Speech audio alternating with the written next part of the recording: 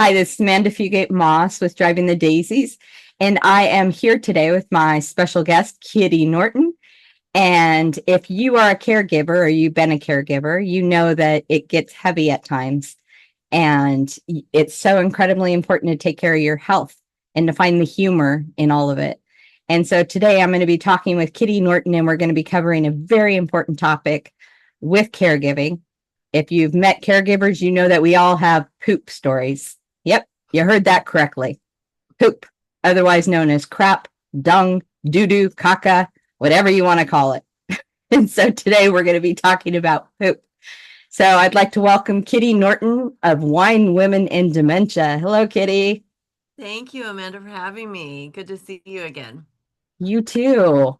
Can you tell everyone a little bit about, first off, if you haven't seen Wine, Women, and Dementia, I highly recommend seeing it. We'll be including links below. Um, Such an amazing film. Kitty, how did that come about? Well, while I was on my dementia journey, my sister and I co-cared for my mom for the last 5 years of her life. And I just needed some kind of creative outlet. So on my sister's days when she was here, because we lived with mom, I started writing a blog. And I did it mostly for myself, but then I found other people were reading, and then it got to be quite a few other people were reading. And I think what was different about my blog was that I needed a sense of humor to get through this. So I talked a lot about just the things that I found really funny, even some of my saddest stories. I'd managed to find something very wry or, that would kind of at least tickle my funny bone a little bit. So I think that's what was reaching people that, wow, this is super tough. This is the worst, hardest thing I've ever gone through. But when I can find the funny side of it, that just gives me a little bit of a different perspective and I can get through the day a little better. Yeah. So I ended up, after the journey was over, I had made these really great friends through the blog, and I decided I wanted to go see them and meet them in person. And that started the genesis of, or the, I don't know what that word is. That started just this whole snowball effect where I was like, well, if I do that, maybe I could get like an RV and travel around the country. And I was like, well, if I do that, maybe I could get mom's face plastered all over the side of it and travel around the country. And it just, everything just kept going. And I was like, well, maybe I could get a film crew. And maybe this would be something people would want to see. These caregivers just talking smack over bottles of wine and kind of working through their journey together. So that's what I did. Nice. Something that I really appreciated about your film was even though you were talking with current caregivers, a lot of them, and they were going through the really tough stuff, you're finding the humor. There was like moments of just laughter and just kind of releasing. And I thought that was so incredibly important for caregivers. Yeah, and there is a few stories in there that I've seen the film a million times now through community screenings and everything. I still laugh so hard. It was just like, oh my God, I can't believe that happened. But the people that I really through the blog, they were kind of like me. We all were using humor to help us get through this journey. So that made it really easy. I mean, I'm the one who created the film. I'm the one who sat down and interviewed these people, but they were so funny and they were so touching and they were so open and honest about how really shitty this can be. And yeah, it was came out so much beyond my expectations. I was so happy with it. So, and I'm still happy with it. I'm still throwing it at people. You need to watch my film. You do need to watch the film if you're a caregiver. So good. Or even if you know people that are caregivers or you're about to experience it. Um, I know when we met each other, like one of the things that we were laughing over was poop, because every caregiver you ever talk to, they have poop stories Yeah. and stuff. And I know with my grandpa, um, he had difficulty. When you're losing independence, it becomes really challenging, and just the fact that you have to switch. Like he had to switch. He was used to wearing boxers all of his life, and he had to switch to the Depends. But for him, that was really, really challenging. And it got to the point I tried it with like the Depends underneath the boxers. So he Yeah. felt like he still had them, but then he'd pull them off. And then I found what I ended up doing eventually is I found Depends. I went out and I looked through all the Depends and I found the ones that looked most like men's underwear. And they were never ever called Depends again. I only called them briefs, men's briefs. I'm like, Papa, we got to put your briefs on, you know. But it was so interesting. Like I'd wake up in the morning. It got to the point where I had to sleep out on the couch outside of his room so he didn't escape the house. And I put like special locks on the doors and everything. Um, but I get up in the morning and then sometimes he wouldn't make it to the bathroom or he'd make it, but it wasn't pretty. And so I remember one time I finally reached the point where I had to call my mom. And of course, during that time, it's like it's challenging because you're going through it and you're like, oh my God, I can't take this anymore. First Yeah. off, he had toilets that were like old in the house. And so like when he'd flush, you'd flush poop or toilet paper, you had to use like single ply toilet paper. Well, he got confused about that. So at nighttime, he would pull his shit out of the toilet and he'd put it in the trash can next to the toilet. So I'd wake up and there'd be like big logs of poop in there. And boy, oh man, that bathroom smelled so nice at nighttime and all through the day. But when you'd wake up in the morning, it smelled so bad. And then what happened was I finally reached my breaking point. I came in one morning and there was poop from his bed all the way across the room, into Yeah. all the way across the bathroom, on the bathroom seat. And he had, when he went to bed, he had his briefs on, but he had taken them off. And I finally called my mom because she was his durable power of attorney. And I said, I'm sorry, I need to charge a pair of the rubber boots on his credit card because I have to have these. I can't wear regular shoes in there. There's like crap everywhere and stuff. And then you're on Amazon comparing reviews. Like, has anybody had to just walk through dementia people's poop? Like, which boot is the best for that? Oh man, it's challenging. And when you're going through it, it can be frustrating. But now I look back and it's so funny. You think about that, and I still have my rubber boots that I use for like the donkey sanctuary where I volunteer. I still use them. I'm like, they're still good. How I about went back through before we were gonna get together and was looking at some of the old posts about just, the incontinence issue altogether. And I found one that was very early on in our caregiving days. And my sister was back at her house on the coast and she had texted me, how's your day going? And I texted back, toothpaste in her hair, because I'd put toothpaste on mom's brush and she'd brush her hair with it. oh no, she thought it was her toothbrush. Yeah, no, it was her toothbrush, but she What's would her brush her oh, hair with she's it. brushing Yeah. with it. She thought it was her hairbrush. So Oh I no. said, well, toothpaste in her hair. And Lexi texted back, poop nuggets in my bathrobe. Just it's just like, yep, that's how it goes. We used to call them mom's dirty little Easter eggs. Oh, you gave it a title. Yeah, you'd find them all over little, sometimes pieces, sometimes bigger pieces. Um, what was so odd to me was mom would dig her poop out of her bottom while she was going.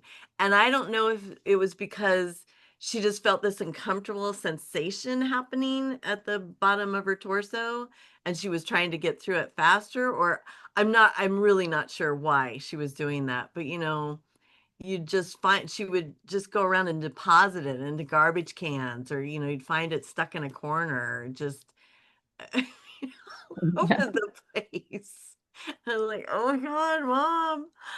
And that stage lasted for quite a while, and like you said, the pulling down, pulling off her pull-ups and just, an absolute disaster going on in there and trying to figure out how to do it.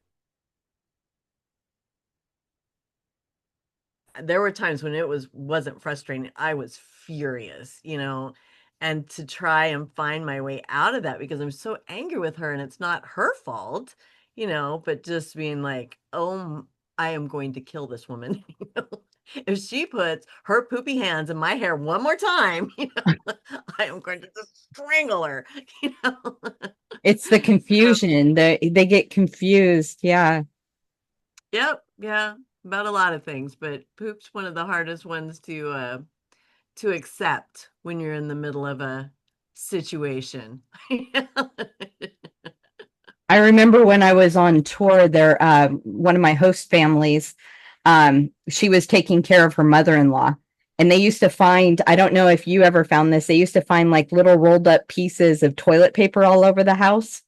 I don't know if it's from wiping or what, but like it Yeah. it would end up on the floor and it would end up and I remember my host mom was going like absolutely insane about it. She's like, "What is she doing?" Yeah, I would have preferred to find little rolled up pieces of toilet paper. You and me both. Yeah, a lot cleaner. Like, okay, that I can deal with. But I it was don't know what she just did in the corner of my own room. yeah. I think it was from coming from like her wiping. And then Yeah. I don't Oh, know, she yeah. wasn't putting underwear on or what, but you know how sometimes it gets, I guess it gets, well, it gets stuck in your butt or whatever. I think she was just walking around and I don't know. Well, and what I think is so hard for caregivers is not very many people talk about this kind of stuff. And so they're just blindsided. That was another thing I wanted to do with the film. I wanted to really cover those topics that people just don't discuss. And it's like, yeah, you know what? Poops. It's gonna happen. So don't stress, don't worry. If you absolutely can't do it, well, then you're probably gonna need to get some outside help sooner than those of us who can. But it's tough and it's gonna happen. And if you can, call them mom's dirty little Easter eggs, so at least you get a little bit of a chuckle out of them. We're always on the dirty little Easter egg hunt. Like I can smell it, I just can't find it. You know? Those aren't very nice Easter eggs. Well, no, they aren't. But it's gonna be in your future, folks, and just we all have to work through it. Yeah, definitely. So what's up for you right now? What are you working on? But there's still a lot of community screenings happening around the country, so that's very exciting. I'm going to one next weekend up in Bellingham, Washington. So, I love to do that. I don't go to all of them. Some people just want to license it, and do their own thing. But when I'm invited, it's so much fun to go and meet the caregivers and see their reactions to the film and see how it just kind of it gives them a little hope. Whether it's just lasts for the day or it lasts for their journey, they come out of those screenings just feeling a little bit more hopeful. And Yeah. I always think it's because they just saw these nimrods get through it on screen. Like, I'm way smarter than those ladies. I'm sure I'll do better. You know. But so that's really cool. And the film is also streaming on Prime and Google Play and YouTube, and then some other smaller boutique streamers. So that's that just thrills me. So that's so much further than I could have gotten the film on my own, so much more exposure. So I'm really excited to have that distribution deal. Nice. Yeah, and I know I was at the Alzheimer's Association not that long ago, and they were talking about that they've put on events too and shown your film because they found it so impactful, which is great. Yeah. Yeah, we're working with Baltimore, Maryland, their health department, aging and health department, and then their Alzheimer's Association wants to do a big splash, I think coming this October. So we're still waiting for details, but really excited about that. And then it was Michigan, I think it was, or Minnesota, like their ADRCs, the Aging and Disability Resource Centers, like one of them showed it, and since then we've had 32 bookings for their different counties Mm. around Wisconsin, and they just went crazy for it. And some of them are showing it more than once in one county because their counties are so big. So we'll get like 4 screenings going in one county. spaced out through the months, and it's just, it's so difficult. And I got really frustrated with the tragedy narrative. And I'm not saying that there's no tragedy in dementia, it's filled with it. But for me, that was all I was seeing. That was the only thing anybody was talking about. And it just had me so weighed down. And then I was like, well, Lexi and I are still finding some things pretty hilarious. Why aren't people bringing that up? Because for me, it was a lifesaver to just be able to recognize that some of this absurdity is so funny, Yes. and if you can find it funny, Hmm. then that helps. Yeah, definitely. Definitely. It stopped me from killing mothers, so that really helps. That's always And a it might have positive. it might have stopped her from killing me too. I'm not quite sure.